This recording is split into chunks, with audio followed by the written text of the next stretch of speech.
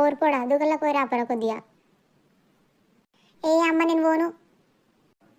పోరా కొద్దిగా 5 రూపాయలు ఇస్తారా నీకు? సరే అమ్మ 5 రూపాయలు ఇస్తే పోతా మరి దుకాణంలోకి. అరే పోడా 50 రూపాయలు ఇస్తున్నా, పావు కిలో బెల్లం కొనుక్కొని నువ్వు 5 రూపాయలు కొనుక్కొని మిగతా పైసలు మంచిగా పట్టుకొని రా. ఆరేడ సోపతలు కలిసిళ్ళు వాళ్ళు కలిసి వీళ్ళు కలిసిళ్ళు అని ఆడుకుంటూ అటే కూసోకు, సరేనా? సరేనే అమ్మ, జల్దీ మరి పోతా. పావు కిలో బెల్లం, పావు కిలో బెల్లం, పావు కిలో బెల్లం, పావు కిలో బెల్లం. నీకు నువ్వే కొనుక్కుంటున్నావు ఏంద్ర పిల్లగా, ఏం కావాలరా? అంకుల్ అంకుల్ పావు కిలో బెల్లం ఇయ్యరా? అట్లనే 5 రూపాయలది గొట్టిలు ఇవ్వండి అంకుల్. ఇంకోటి ఇస్తా కానీ పిల్లగా, పావు కిలో పెళ్ళం అంటున్నావు, ఏం పెళ్ళమో ఏమో, మీ అమ్మని అడిగినప్పుడు మళ్ళీ ఒకసారి పో. అంకుల్ ఆల్రెడీ మా అమ్మ 2-3 సార్లు చెప్పింది నాకు, పావు కిలో పెళ్ళమని చెప్పింది. ఏం పెళ్ళమో ఏమో, మా దుకాణంలో మరి పెళ్ళం లేదు పిల్లగా. పిల్లం లేకుంటే లేకపోయే కానీ అంకుల్ గొట్టిలు అయితే ఇవ్వండి అంకుల్ 5 రూపాయలు. ఇక తీసుకో పిల్లగా, 5 రూపాయల గొట్టీలు, 45 రూపాయలు ఇక పైసలు.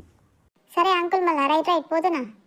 ఈ పిల్లగాడింది పిల్లం అని వచ్చిండు, అలా అమ్మ ఏం చెప్పిందో ఈ పిల్లగాడు అసలు ఏమంటున్నాడు ఏం అర్థమైతలేదు.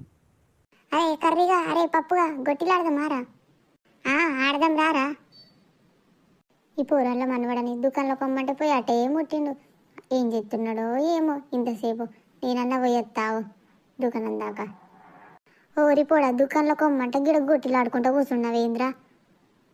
దుకాణంలోకి పోయి వచ్చింది అమ్మ, పావు కిలో బెల్లం లేదంటే వచ్చి గొట్టిలు కొనుక్కొని గొట్టిలన్నీ ఆడుకుంటా అని ఆడుకుంటుంది. ఇక అది లేదన్నాడు కానీ సప్పుడు దాకా కూకుంది. ఇక ఊరిపోడా పావు కిలో బెల్లం తెమ్మన్నారా? బెల్లం కాదురా, ఏది చెప్తే ఏది వినబడుతుందో ఏమో నీకు. అసలు మంచిగా గొట్టిలు కొనుక్కున్నాడు, ఎగురుకుంటా కూర్చున్నాడు. ఇంటికి రాక ఈ సంగతి చెప్తాను, అయితే ఇంటికి పదా నడు. నర్రా పోడా నడు, ఇంటికి పోదా నడు. ఫస్ట్ నువ్వు ఈ సంగతి చెప్తే ఇంటికి రాక నడు. ఈ తల పండు పళ్ళు కానీ పోరా పో, ఇక మీ అమ్మ దంచుతుంది పో.